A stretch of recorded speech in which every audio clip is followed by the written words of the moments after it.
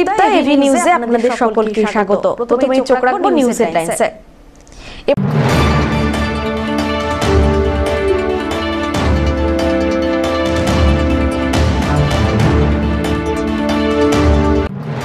ফের বাঘ দর্শন, হাড় কাঁপানো শীতে সমতল থেকে 11,000 ফুট উঁচুতে ঘুরছে রয়্যাল বেঙ্গল টাইগার। গরুমারা জাতীয় উদ্যানের নেওড়া ভ্যালির জঙ্গলে বন দপ্তরের ট্র্যাপ ক্যামেরায় ধরা পড়ল এই ছবি।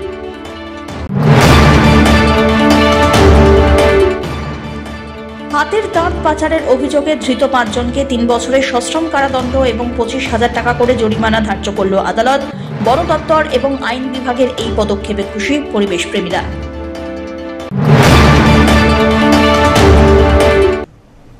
এবার আসছে বিস্তারিত সংবাদে।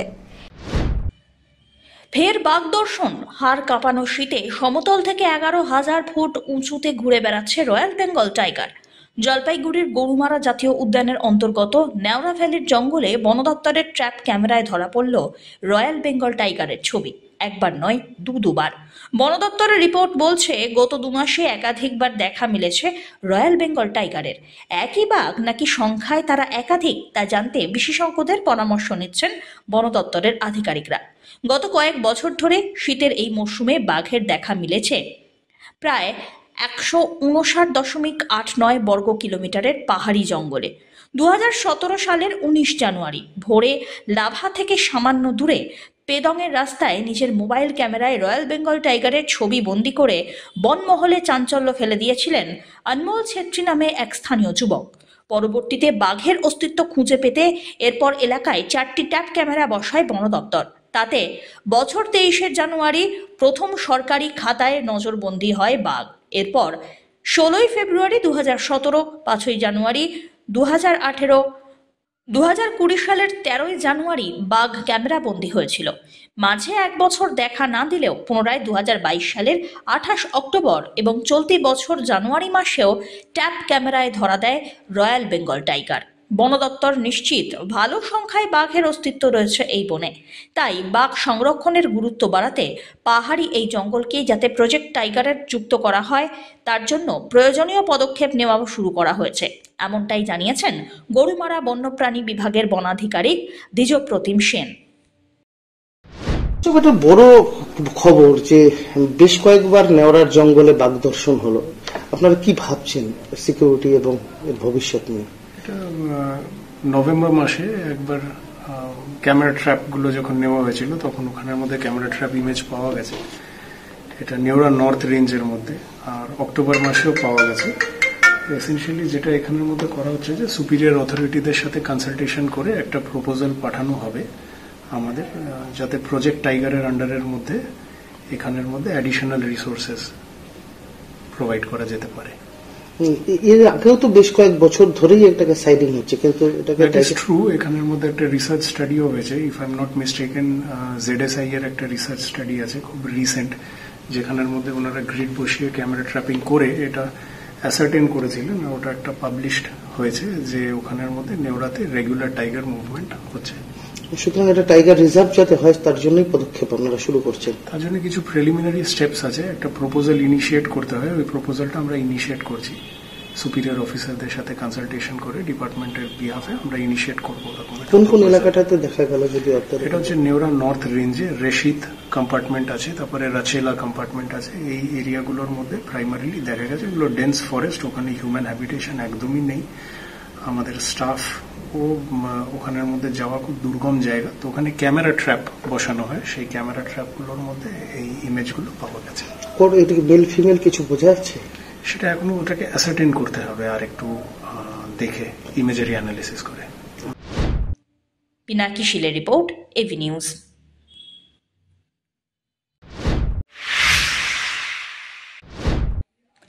হাতির দাঁত পাচারের অভিযোগে এবছর 1 জুন 5 জনকে গ্রেপ্তার করেছিল গরুমারা বন্যপ্রাণ বিভাগ। সেই ঘটনায় বুধবার জলপাইগুড়ি জেলা আদালতের তরফ থেকে 5 জনকেই দোষী সাব্যস্ত করা হয়।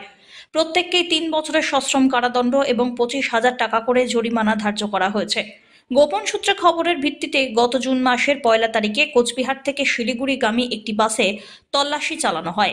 হাতের দাঁত সহ 5 জনকে গ্রেপ্তার করা হয়েছিল। তাদেরকে সেই সময় জলপাইগুড়ি আদালতে তোলা হয় এবং সেই সঙ্গে বন দপ্তরের তরফ থেকে প্রত্যেককে হেফাজতে নিয়ে বিচার প্রক্রিয়া চালানোর আর্জি জানানো হয়েছিল।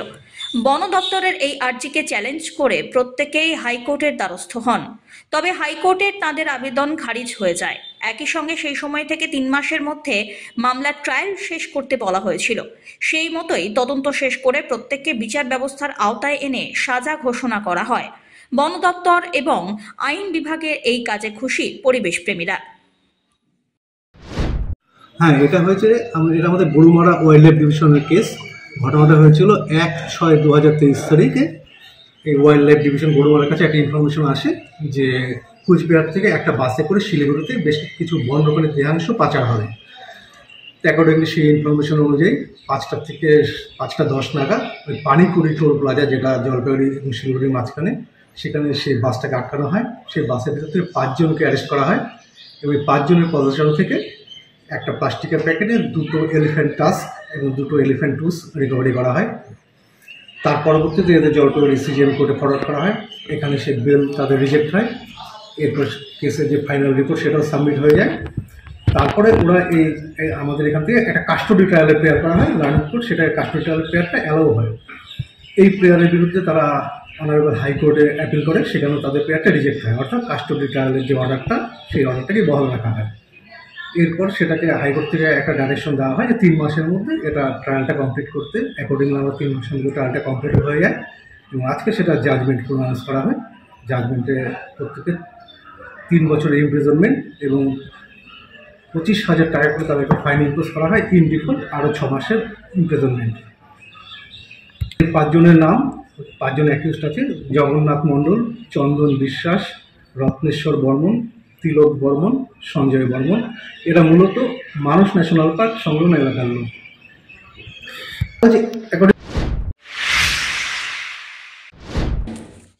একের পর এক দুর্ঘটনায় আহত 3 জন, ক্ষতিগ্রস্ত 3টি গাড়ি। ঘটনাকে ঘিরে ব্যাপক চাঞ্চল্য রাজগঞ্জের ফুলবাড়ির জিয়াগঞ্জে। স্থানীয় সূত্রে খবর, বুধবার বেলা 12টা নাগাদ একটি সরকারি বাস দাঁড়িয়েছিল ফুলবাড়ির জিয়াগঞ্জ জাতীয় সড়কে। সেই সময় বাসের পিছনে একটি 4 চাকার গাড়ি দাঁড়িয়ে থাকাকালীন তেলের ট্যাঙ্ক এসে সজোরে ধাক্কা মারে ছোট গাড়িটিকে। সেই ধাক্কায় ছোট গাড়িটি বেসামাল হয়ে পিছন থেকে ধাক্কা মারে সরকারি বাসটিকে। ছোট গাড়িতে থাকা 2 জন এবং বাসের 3 জন যাত্রী আহত হয়েছেন। দুর্ঘটনার জেরে রাস্তায় স্বাভাবিক যান চলাচল থমকে যায়। পরে পুলিশ এসে পরিস্থিতি নিয়ন্ত্রণে আনে। দাঁড়িয়েছিল, ট্রান্সপোর্টের সামনে বড় লম্বা লাইন ছিল। আমি ট্রান্সপোর্টের থেকে 10 হাত আগে ব্রেক করেছি, আর এ আমাকে এমন মেরেছে ট্রান্সপোর্টের ভিতরে ঢুকে দিয়েছে। কোথা থেকে কোথায় যাচ্ছিলেন? আমি হচ্ছে গুজরাট থেকে শিলিগুড়ি যাচ্ছি। এ পালাইছে, সাথে সাথে পালিয়েছে। তাই জানি না কজন ছিল। আমি পিছনে তাকানোরও টাইম পাইনি, ও পালিয়েছে। হ্যাঁ, পিছন থেকে এসে হ্যাঁ, পিছন থেকে এসে মেরে ট্রান্সপোর্টের ভিতরে ঢুকিয়ে দিয়েছে আমাকে। কেউ ইনজুর্ড হয়েছে? ইনজুরেড এই যে আমি এখানে একটু ব্যথা পেয়েছি। একটু বরফের জন্য চারদিকে খুঁজলাম, কোনো বরফ নেই। কজন ছিলেন? আমরা 2 জন ছিলাম। কোথায় যাচ্ছিলেন? আমরা শিলিগুড়ি যাচ্ছিলাম। আপনাদের বাড়ি কুচবিহার, ঘুঘুমারি। এখানে ঘটনাটা হয়েছিল, আমরা সিরিয়াল 8-10টা গাড়িতে এইভাবে চলতেই থাকে। এখানে সিরিয়ালে গাড়ি থাকে, একটার পর একটা গাড়ি থাকে, ওইভাবে সবার পিছিয়ে সবাই যেতে থাকে। সামনের গাড়ি হঠাৎ ব্রেক মেরে দাঁড়ায় পড়ে। দাঁড়ানোর পরে আমাকেও ব্রেক মারতে হয়। আমি যখন ব্রেক মারি, আমার পিছনের গাড়ি অটোমেটিক ছোটো গাড়িটা এসে ব্রেক মারি দাঁড়াইছিল। পিছনের যে ট্যাঙ্কারটা ও ব্রেক মারে ঠেলে ঢুকাই দিচ্ছে। ও একদম ঠেলে ওকে আমার পিছনে ঢুকাই দেয় গাড়ি। তাতে আমার পিছনে বাম্পার টাম্পার সব ভেঙে যায়। ছোট গাড়িটা প্রচণ্ড ক্ষতি হয় এবং আমার গাড়ির প্যাসেঞ্জার 3 জনের ক্ষতি হয়, আর ছোট গাড়ির 2 জনের ক্ষতি হয়। বাসের যাত্রী 3 জন ইনজুর্ড হয়েছে, ওদেরকে যথাযথ গাড়িতে পাঠিয়ে দেওয়া হয়েছে। ছেলের চলন্ত বাইকের পেছন থেকে পড়ে গিয়ে মায়ের মৃত্যু। বেহাল রাস্তার কারণে দুর্ঘটনা বলে অভিযোগ প্রত্যক্ষদর্শীর। বুধবার দুর্ঘটনাটি ঘটেছে ধূপগুড়ির ওভারব্রিজ সংলগ্ন এশিয়ান হাইওয়েতে। মৃত মহিলার নাম মায়া রায়, বয়স 43 বছর। তার বাড়ি কোচবিহার জেলার পুন্ডিবাড়ি এলাকায়। জানা গিয়েছে, এদিন পুন্ডিবাড়ি থেকে ছেলের বাইকে চেপে জলপাইগুড়ি যাচ্ছিলেন মহিলা। ওভারব্রিজ সংলগ্ন এশিয়ান হাইওয়ে 48-এ থাকা গর্ত পার হতে গিয়ে বাইক থেকে পড়ে যান তিনি। প্রত্যক্ষদর্শীরা তাকে রক্তাক্ত অবস্থায় উদ্ধার করে ধূপগুড়ি গ্রামীণ হাসপাতালে নিয়ে আসলে কর্তব্যরত চিকিৎসক তাকে মৃত বলে ঘোষণা করেন। হাসপাতালে কান্নায় ভেঙে পড়ে ছেলে। খবর পেয়ে হাসপাতালে পৌঁছয় ধূপগুড়ি থানার পুলিশ। দেহ ময়নাতদন্তের জন্য পাঠানো হয়েছে বলে খবর। স্পিডে ছিল, তো মা ছেলে মনে হয় যাচ্ছিল, তো আমাকে ওভারটেক করে যাওয়ার পরে ওখানে সামনে একটা ছোটো গর্ত ছিল ওভারব্রিজের সামনে। সেই গর্তের মধ্যে হয়তো হালকা একটু বাইকটা পড়ে যায় ওখানে, কিন্তু বাইকটা পড়ে না, বাইকটা রানিং অবস্থায় থাকে, কিন্তু আমার পেছনে যে ওই ছেলের মাটা ছিল সে পড়ে গিয়ে ওখানে প্রচণ্ড ব্লিডিং হয়, নাক মুখে মাথা ফেটে যাবে না, হসপিটালে নিয়ে আসতেন, ডাক্তার তো এক্সপায়ার বলে যাবে। কারা নিয়ে আসলো হসপিটালে? আমি এবং আরেকজন ছিল ওখানে প্রতিবেশী, ওই যে ঘটনাস্থলের আছে। কোথাকার বাসিন্দা জানা গেছে? এটা তো কুন্ডিবাড়ি মধুপুরের। মোটামুটি বেহাল রাস্তার কারণেই ঘটলো ঘটনাটা। এই জায়গাটাতে শুধু এটাই ফার্স্ট না, এর আগেও আমি এখানকার নিত্যদিনের যাত্রী, মানে পথে চলাফেরা করি, এখানে এই রকমের ঘটনা কন্টিনিউ আমি হতে দেখি আর কি। মানে এইটা সত্যি কথা বলতে রাস্তার বেহাল দশার জন্য এটা অনেক দিন থেকে এরকম চলছে। জলপাইগুড়ির ভুয়ো নার্সিং প্রশিক্ষণ সেন্টারের কর্ণধার মূল অভিযুক্ত শান্তনু শর্মাকে বুধবার ফের জেল হেফাজতের নির্দেশ দিল জেলা আদালত। 14 দিন পর 10ই জানুয়ারি অভিযুক্তকে জেলা আদালতের চিফ জুডিশিয়াল ম্যাজিস্ট্রেট কোর্টে তোলা হবে। অভিযুক্তের বিরুদ্ধে ভুয়ো নার্সিং প্রশিক্ষণ সেন্টার খুলে অসংখ্য ছাত্রছাত্রীদের কাছ থেকে লক্ষ লক্ষ টাকা তোলার অভিযোগ রয়েছে। 19 সেপ্টেম্বর জলপাইগুড়ির পান্ডাপাড়ার ভুয়ো নার্সিং সেন্টারে অভিযান চালিয়ে বন্ধ করে দেওয়া হয়েছিল জেলা স্বাস্থ্য দপ্তরের পক্ষ থেকে। এরপরে সেন্টারের ছাত্রীরা প্রতারণার অভিযোগ জানায় কোতোয়ালি থানায়। তারপর থেকে অভিযুক্ত শান্তনু পলাতক ছিলেন। 13ই ডিসেম্বর শান্তনু আদালতে আত্মসমর্পণ করেন। এরপরে পুলিশ 10 দিনের জন্য নিজেদের হেফাজতে নিয়ে জিজ্ঞাসাবাদ করে তাকে। 25 ডিসেম্বর পুলিশ হেফাজত থেকে শান্তনুকে আদালতে তোলা হয়। অভিযুক্তের পক্ষের আইনজীবী জামিনের আবেদন করেন। বিচারক জামিনের আবেদন নাকচ করে 2 দিনের জেল হেফাজতের নির্দেশ দেন। বুধবার 2 দিন পর মূল অভিযুক্ত শান্তনু শর্মাকে জেলা আদালতে পেশ করা হলো। এদিন আবারও অভিযুক্তের আইনজীবী অসুস্থতার কারণ দেখিয়ে জামিনের আবেদন জানায়। বিচারক জামিনের আবেদন নাকচ করে পুনরায় 14 দিনের জেল হেফাজতের নির্দেশ দিয়েছেন। ডেট ফিক্স ছিল, হিয়ারিং হলো, আজকে পুলিশ কেস ডায়েরি প্রডিউস করেছিল কোর্টে, এবং তাতে শান্তনুর বিরুদ্ধে প্রচুর পরিমাণে মেটেরিয়ালস পাওয়া গেছে, এবং সেই কারণে কোর্ট সামগ্রিক হিয়ারিংয়ের পরে আবার 14 দিনে জেল হেফাজত দিয়েছেন। কোথায় উঠেছিল কেসটা?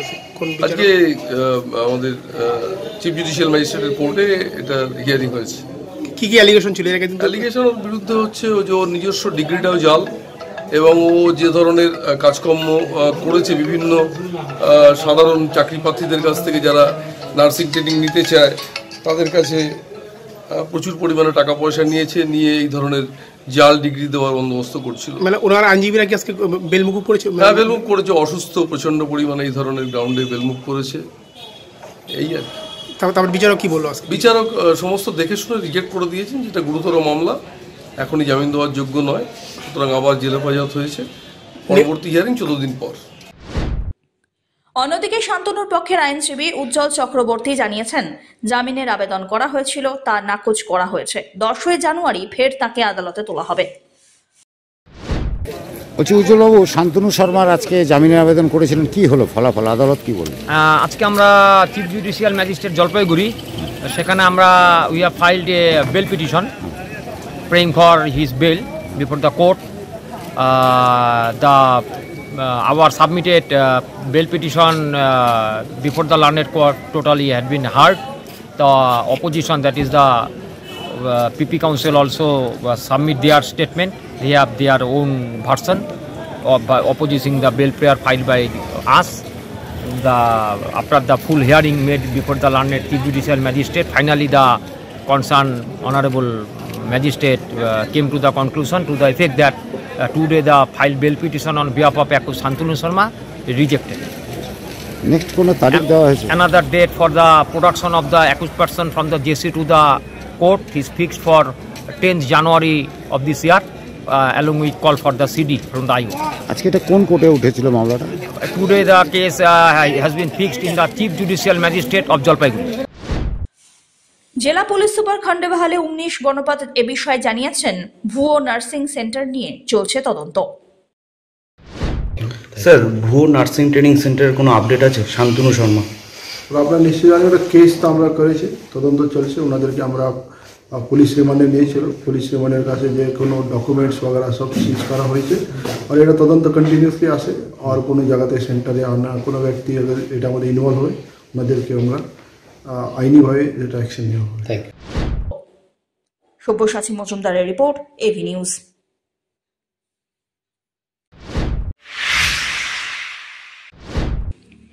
এনসিসির মহিলায় সাইক্লোথন পৌঁছল জলপাইগুড়ি শহরে। বুধবার জলপাইগুড়ির ফণীন্দ্রদেব বিদ্যালয়ে এই উপলক্ষে একটি অনুষ্ঠানের আয়োজন করা হয়।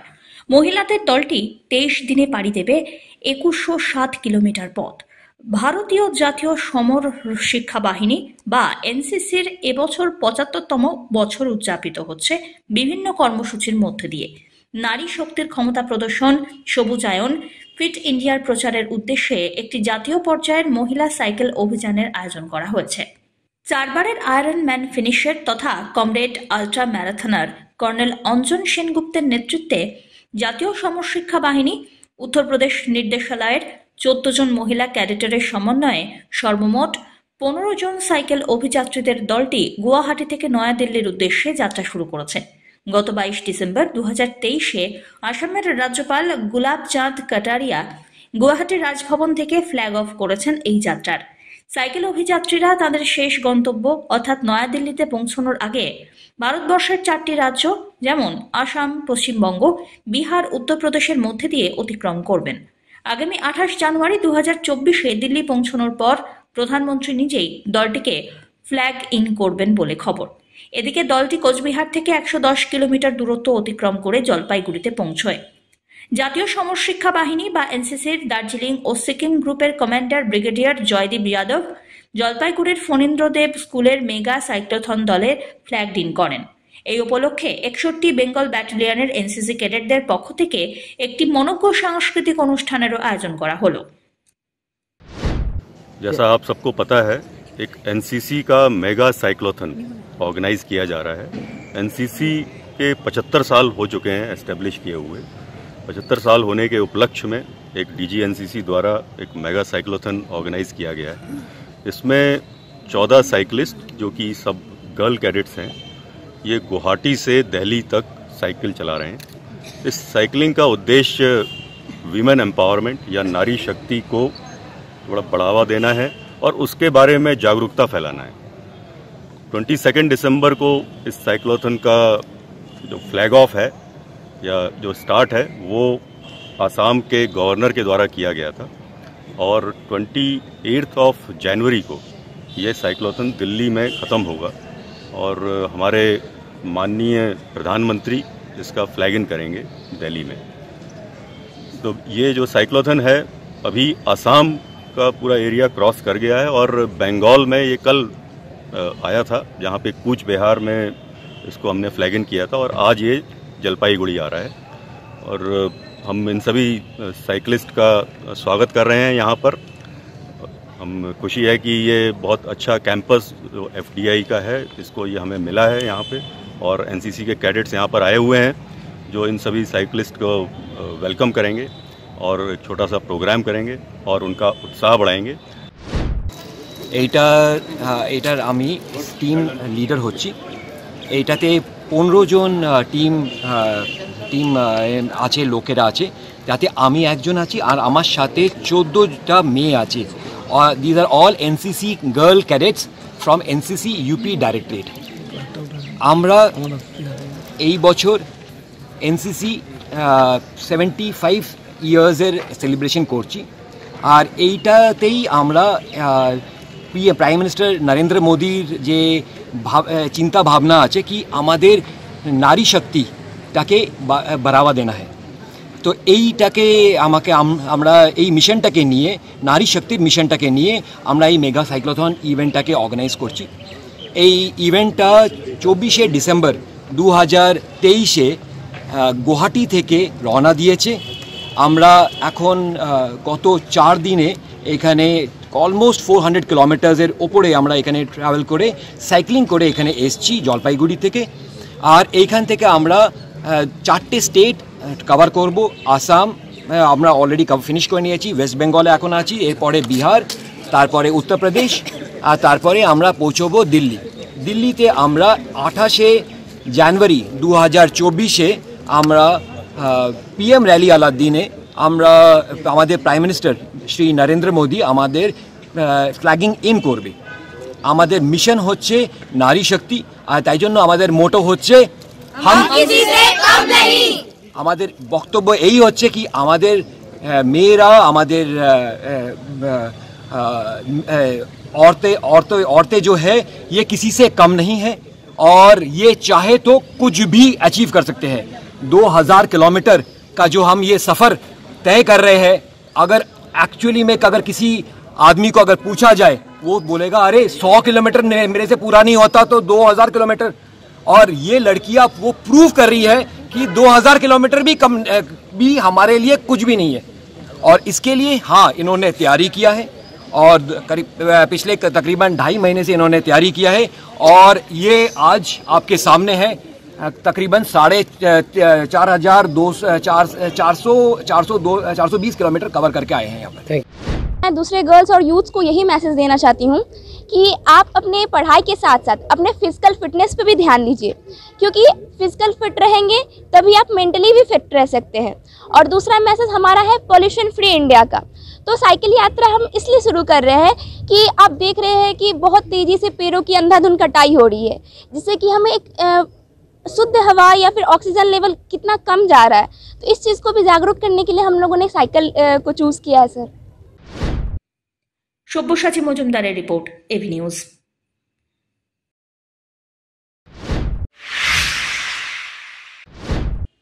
মালদহের চাঁচলে সোনার দোকানে ডাকাতির ঘটনার পর যথেষ্ট আতঙ্কিত জলপাইগুড়ি সোনা ব্যবসায়ীরা।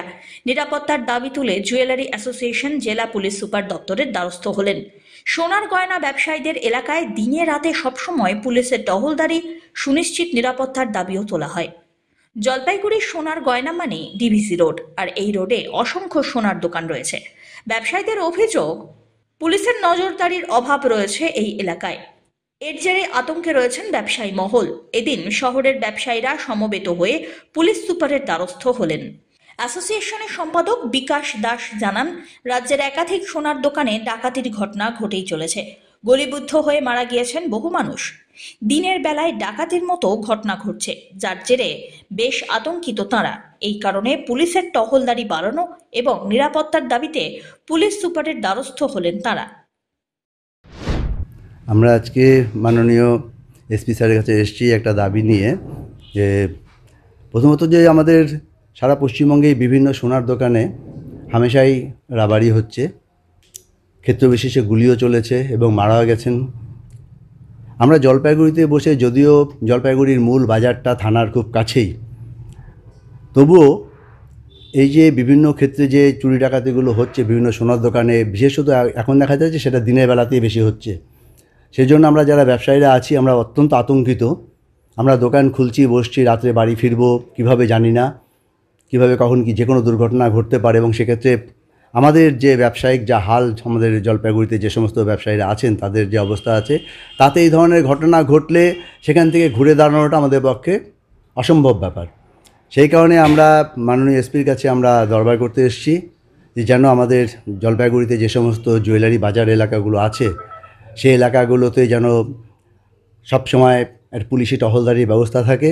এছাড়াও রাত্রে যে পুলিশের পেট্রোলিং ভ্যানটা সারা রাত্রি ঘুরে বেড়ায় সেটা যেন র্যাপিডলি আমাদের জুয়েলারি এলাকাগুলোতে একটু বেশি পরিমাণে ঘোরে। আমরা এই ব্যাপারেই মাননীয় এসপির কাছে আমরা তদবির করতে এসেছি। কারণ উনি যদি আমাদেরকে অভয় দেন বা আশ্বাস দেন যে পুলিশ পেট্রোলিং থাকবে, তাহলে হয়তো আমরা অনেকটাই নিশ্চিন্তে আমরা ব্যবসা করতে পারবো। সেই দাবি নিয়ে, সেই অনুরোধ নিয়ে আমরা মাননীয় পুলিশ সুপারিনটেন্ডেন্টের কাছে আজকে এসেছি এবং ওনার সাথে আমরা দেখা করছি।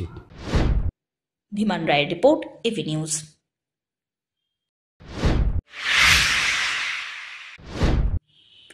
ওজন পরিমাপক যন্ত্রের পরীক্ষার জন্য ওয়েস্ট বেঙ্গল লিগ্যাল মেট্রোলজির শিবির বসে হেলাপাকড়ির বাজারে। বুধবার বাজারের ধানহাটির মাঠে একদিনের শিবিরটি বসল। স্থানীয় ব্যবসায়ীদের ওজন পরিমাপক ম্যানুয়াল, ডিজিটাল কাঁটা, দাড়িপাল্লা প্রভৃতি যাবতীয় ওজন বাটখারা পরীক্ষা করে শংসাপত্র প্রদান করা হয়। নতুন শংসাপত্র প্রদান এবং পুরনোর ক্ষেত্রে তা নবীকরণও করা হয়েছে। এ বিষয়ে ইন্সপেক্টর অফ লিগ্যাল মেট্রোলজির দেবব্রত মল্লিক জানিয়েছেন, কম্পিউটার বা ডিজিটাল 1 বছর এবং ম্যানুয়ালের ক্ষেত্রে 2 বছরের মেয়াদ শেষে পরীক্ষা করিয়ে নবীকরণ না করা হলে সমস্যায় পড়তে পারেন ব্যবসায়ীরা। আইন লঙ্ঘন করলে সাজা এমনকি জরিমানাও হতে পারে। ব্যবসায়ীদের সুবিধার্থেই বিভিন্ন হাটবাজারে প্রত্যেক বছর শিবির করা হয়। এবছরেও তার ব্যতিক্রম নয়। শিবির করতে না পারলে দপ্তরের অফিসে গিয়েও করানো যাবে এই বিশেষ শংসাপত্র প্রদান এবং একই সঙ্গে রিনিউয়াল। প্রতি বছরের মতো এবছরও আমাদের ওয়েস্টার্ন মেজর মানে লিগাল মেট্রোলজি থেকে এখানে এই হেলাপাকড়ি বাজারে ক্যাম্প বসছে, একদিনের ক্যাম্প। এখানে যে ওয়েমেন্ট করা হয় যে দোকানগুলোতে, হ্যাঁ, সেই ওয়েমেন্টে যে আপনার ম্যানুয়াল কাটা যেগুলো আছে বা ডিজিটাল কাটা যেগুলো আছে, এগুলো স্ট্যাম্পিং চলছে আজকে। এখন যেসব ব্যবসায়ীরা স্ট্যাম্পিং করে এরা তো করে যায়, কিছু কিছু বাকি পড়ে, কিন্তু এবার দেখছি একটু ভালো আছে, এখানে ভালোই হয়েছে, লোকজন এসছে সব ব্যবসায়ীরা। এখন যারা বাকি পড়বে তারা অফিসে গিয়ে করবে বা অন্য জায়গায় ক্যাম্প হলে করবে, কিন্তু আমাদের এই ডিসেম্বর মাসে আমাদের কোয়ার্টার শেষ হয়ে যাচ্ছে, এরপরে যারা যাবে এদের কিন্তু আবার একটা করে ফাইন লাগবে। এখন যদি আমরা এর মধ্যে আসি তাহলে ওগুলো সিজার হবে, কেস হবে।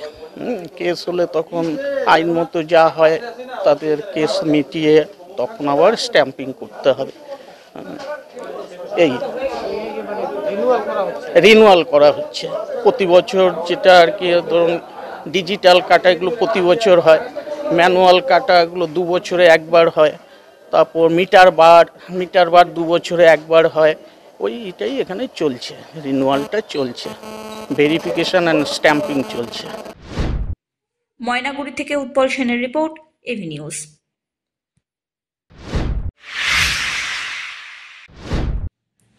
দুয়ারে সরকার সরকারি পরিষেবা হাতের কাছে পেয়ে খুশি সাধারণ নাগরিক। 8তম দুয়ারে সরকার শিবির অনুষ্ঠিত হচ্ছে জলপাইগুড়ির মাদ্রাসা ময়দানে। আয়োজন করা হয়েছে এই শিবিরের। 15ই ডিসেম্বর থেকে শুরু হয়েছে এই কর্মসূচি, যা চলবে আগামী 30 ডিসেম্বর পর্যন্ত। সাধারণ মানুষের সুবিধার জন্য স্বাস্থ্য সাথী থেকে শুরু করে লক্ষ্মীর ভান্ডারের সরকারি সুবিধা নিতে এখন এবং দুয়ারে সরকারে শিবির দেখা মিলেছে গ্রাহকদেরও। আমরা এখানে এসেছি লক্ষ্মী ভান্ডার, দুয়ারে সরকার, তারপরে রেশন কার্ডের জন্য খুবই সুবিধা আমাদের এখানে, কারণ আমরা এটা প্রতিবারেই অন্তত 6 মাস অন্তর অন্তর হয়, খুব ভালো।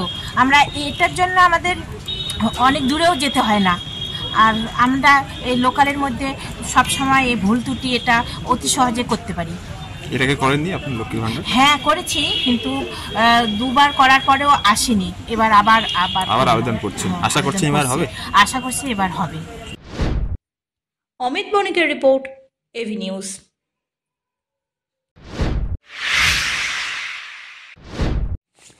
শুরু হলো রক ক্লাইম্বিং সহ প্রকৃতি পাঠের অ্যাডভেঞ্চারের ক্যাম্প। উত্তরবঙ্গের অন্যতম প্রাচীন সংগঠন nature and trekkers club of জলপাইগুড়ির বার্ষিক প্রকৃতি পাঠ এবং রক ক্লাইম্বিং ক্যাম্প শুরু হয়েছে জলপাইগুড়ি জেলার মেটেলি থানার অন্তর্গত ইয়ংটংয়ে। স্থানীয় প্রশাসনের সহযোগিতায় 26 থেকে 31 ডিসেম্বর পর্যন্ত চলবে এই ক্যাম্প। জলপাইগুড়ি ছাড়াও উত্তরবঙ্গ এবং কলকাতার বিভিন্ন প্রান্তের 8 থেকে 48 বছর বয়সী প্রায় 68 জন শিক্ষার্থী এবং সংস্থার 24 জন প্রশিক্ষক শিবিরে অংশগ্রহণ করেন। এমনটাই জানালেন ক্যাম্পের মুখ্য প্রশিক্ষক তথা বিশিষ্ট পর্বতারোহী ভাস্কর দাস। 6 দিনের এই ক্যাম্পে ট্রেকিং, রক ক্লাইম্বিং, র্যাপলিং, জুমার climbing, solo camping, survival, river crossing, fire and shelter making এছাড়াও বিভিন্ন প্রকৃতি সংরক্ষণ বিষয় নিয়ে শিক্ষার্থীদের হাতে কলমে প্রশিক্ষণ দেওয়া হচ্ছে। সংস্থার অভিজ্ঞ পর্বতারোহী এবং পরিবেশবিদরা ক্যাম্পে শিক্ষার্থীদের প্রশিক্ষণ দিচ্ছেন। 26 ডিসেম্বর বিকেলবেলায় ক্যাম্পের উদ্বোধন হয়। অনুষ্ঠানে উপস্থিত ছিলেন জেলা পুলিশের পদস্থ আধিকারিক, এছাড়াও স্থানীয় পঞ্চায়েত সদস্য ধনরাজ তামাং, সমাজসেবী বাবলু বিক্রম, ক্লাব সম্পাদক দীপঙ্কর পুরকায়স্থ, ক্যাম্প কমান্ডার সৌরেন সেন, প্রবীণ চিত্র সাংবাদিক বিপ্লব বসাক প্রমুখ। এই ক্যাম্প এবছর 29 বছরে পা রাখল, এমনটাই জানিয়েছেন ক্যাম্পের কমান্ড্যান্ট সৌরেন সেন। আমরা nature and trekkers club of Jalpaiguri এখানে ক্যাম্প করছি 26 তারিখ থেকে 31 তারিখ পর্যন্ত। ছেলেমেয়েদের নিয়ে বিভিন্ন জায়গার ছেলেমেয়ে আছে, এখানে কলকাতা আছে, বর্ধমান আছে, রায়গঞ্জ আছে, অন্যান্য জায়গা থেকেও আছে, প্রায় 68 জন ছেলেমেয়ে এখানে আছে, ক্যাম্পে অংশগ্রহণ করেছে। খুবই সুন্দরভাবে ক্যাম্পটা চলছে। আমি সোনাপুর থেকে এসেছি। এটা আমার দ্বিতীয়বারের ক্যাম্প, আর আমার প্রথমবারের এক্সপিরিয়েন্স খুবই ভালো ছিল, যার জন্য এবারও নিজেকে আর বাড়িতে আর আটকে রাখতে পারিনি। আমি এর জন্য আবার চলে এসেছি। তো সবার সাথে এখনো অবধি খুবই আনন্দ হচ্ছে। আশা করি বাকি কয়েকদিনও খুব আনন্দের সাথেই কাটবে। তো আমাদের কালকে আসার পরে আমাদেরকে কিছু টিফিন দেওয়া হয়, তারপরে ইন্ট্রোডাকশন পার্ট হয়। আমাদের রেসপেক্টেবল ইনস্ট্রাক্টররা আমাদেরকে সব manners and rules and regulations সব বুঝিয়ে দেয়। তারপরে আমাদেরকে গ্রুপ করে আমাদেরকে টেন্ট দিয়ে দেওয়া হয়, অ্যান্ড তারপরে আমাদের রোপস ডিভাইড করে দেওয়া হয়। তারপরে একটা ছোট্ট কালচারাল ইভেন্ট হয়, কালকে ডিনার করে তারপরে শেষ হয়ে যায়। আজকে সকাল থেকে আমরা মর্নিং এক্সারসাইজ করে তারপরে আমরা একটা ট্রেকিংয়ে গেলাম। ট্রেকিং থেকে ফিরে লাঞ্চ করে এখন আমরা রোপ নটসের ক্লাস করছি।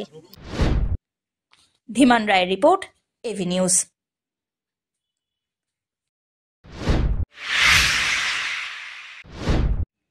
যুব তৃণমূলের ধিক্কার মিছিল। স্বামী বিবেকানন্দ সম্পর্কে বিজেপি নেতার মন্তব্যের প্রতিবাদে পথে নামল যুব তৃণমূল।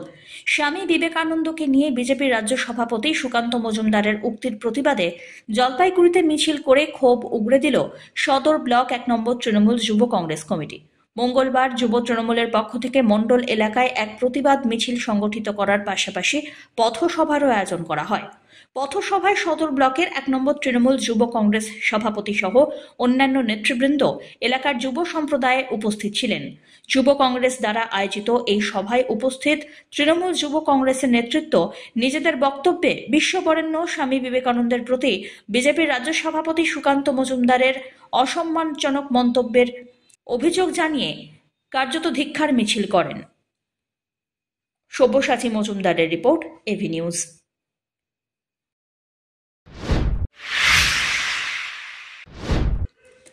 কুমোরপাড়ায় ব্যস্ততার ছবি উঠে এলো ক্যামেরায়। চলছে সরস্বতীর প্রতিমা নির্মাণ করার কাজ, কিন্তু পোয়ালের অভাবে কিছুটা হলেও বিপাকে মৃৎশিল্পীরা। বাধ্য হয়ে অধিক দাম দিয়েই পোয়াল অর্থাৎ ধানের তুষ কিনে শুরু হয়েছে সরস্বতী পুজোর প্রতিমা নির্মাণের কাজ। আগামী বছর ফেব্রুয়ারি মাসের 14 তারিখ সরস্বতী পুজো, তাই প্রতিমা তৈরির জন্য ব্যস্ত মৃৎশিল্পীরা। যদিও এই বছর চাষের পর ধান মেশিনের মাধ্যমে ভাঙানো হচ্ছে, তাই পোয়ালের চেহারা একদমই ভালো নয়, কারণ বেশিরভাগ পোয়াল নষ্ট হয়ে যাচ্ছে। তাই চিন্তায় রয়েছেন জলপাইগুড়ির মৃৎশিল্পীরা। অধিক দাম দিয়ে পোয়াল কিনে তারপর তৈরি করতে হচ্ছে সরস্বতী প্রতিমা।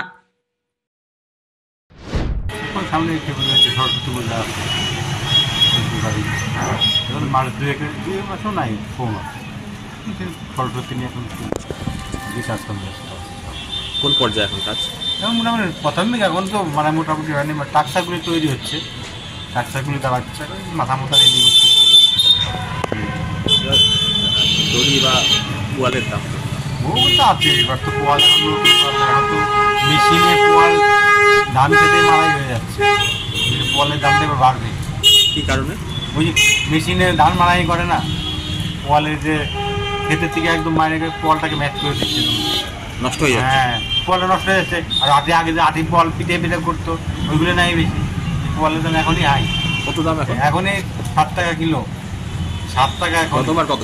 হ্যাঁ, গতবার এই টাইমে 3 টাকা 4 টাকা কিলো। মেশিনের? হ্যাঁ, মেশিনে তো সব মারা ক্ষেত্রেই মারে ফেলতে হচ্ছে। মেশিনে যাবে না, ওটা ডাস্ট হয়ে যায়, পরে পুরো হয়ে যায়, ওটা তার কাজ হয় না। এগুলো তো আলাদাভাবে পিঠা করে এটা আটিকে রাখতে হয়।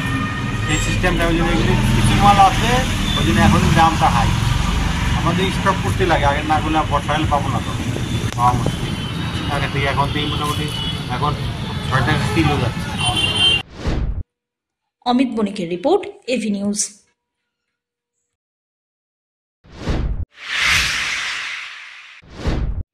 জলপাইগুড়ির চেস একাডেমির উদ্যোগে second Nitai Ghosh memorial international open chess টুর্নামেন্টের আসর বসেছে শহর জলপাইগুড়িতে। শহরের বাবুপাড়ার এক ভবনে টুর্নামেন্টের আসর শুরু হয় বুধবার অর্থাৎ 27 ডিসেম্বর, যা চলবে 31 ডিসেম্বর পর্যন্ত। উদ্যোক্তাদের তরফ থেকে অসিত বরণ চৌধুরী জানান, আন্তর্জাতিক দাবা প্রতিযোগিতার আসরের আয়োজন করা হয়েছে, যা চলবে 5 দিন। তিনি বলেন, 12টি রাজ্যের দাবাড়ু সহ বাংলাদেশ থেকে প্রতিযোগীরা টুর্নামেন্টে অংশগ্রহণ করছেন। মোট 9 রাউন্ডের খেলা হবে, যেখানে প্রায় 305 জন টুর্নামেন্টে অংশগ্রহণ করছেন বলে খবর। প্রতিযোগিতা চলবে 31 ডিসেম্বর পর্যন্ত। এদিনের টুর্নামেন্টে জলপাইগুড়ি জেলার চেস একাডেমির সদস্যরা উপস্থিত ছিলেন। এটা এখানে সেকেন্ড নিতা একুশ memorial international federated chess tournament হচ্ছে। এটা আজকে শুরু হলো এবং 31 ডিসেম্বর পর্যন্ত হবে। এখানে মোট খেলোয়াড়ের সংখ্যা 305। এটা একটা রেকর্ড সংখ্যক পার্টিসিপেন্ট এবারে, এটা বেঙ্গলে গত 6 বছরে কোনো রিডিং টুর্নামেন্টে এটা হায়েস্ট রেকর্ড। আর এখানে 12টা স্টেট থেকে এসছে এবং আমাদের প্রতিবেশী দেশ বাংলাদেশ থেকেও একজন প্লেয়ার এসছে। এখানে মোট পুরস্কার মূল্য 6 লক্ষ টাকা। শেষ দিন ফাইনাল রাউন্ডের শেষে এই 6 লক্ষ টাকা যারা প্রাইজ উইনার তাদেরকে ডিস্ট্রিবিউট করা। মোট কয় রাউন্ডে খেলা হচ্ছে? মোট 9 রাউন্ড খেলা হচ্ছে, প্রতিদিন 2 রাউন্ড, শেষ দিন গিয়ে 1 রাউন্ড। আর টেবিল সংখ্যা কয়টা কি বলেন? কয়টা টেবিলে? টেবিলে 305 জন, তার অর্ধেক সংখ্যক হয়, ওই 153টা টেবিলে খেলা হচ্ছে। সব্যসাচী মজুমদারের রিপোর্ট, এভি নিউজ।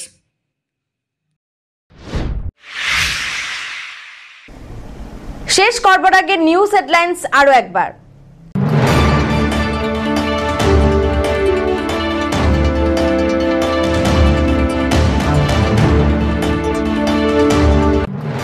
ফের বাঘ দর্শন, ঘাড় কাঁপানো শীতে সমতল থেকে 11,000 ফুট উঁচুতে ঘুরছে রয়্যাল বেঙ্গল টাইগার। গরুমারা জাতীয় উদ্যানের নেওড়া ভ্যালির জঙ্গলে বন দপ্তরের ট্র্যাপ ক্যামেরায় ধরা পড়ল এই ছবি।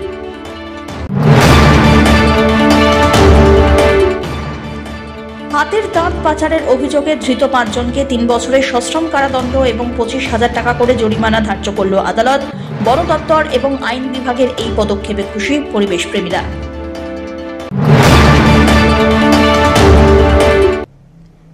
এখনকার মতন এভি নিউজ এ পর্যন্তই। পরবর্তীতে আসছি আরো সংবাদ নিয়ে। দেখতে থাকুন আমার ভিশন। নমস্কার।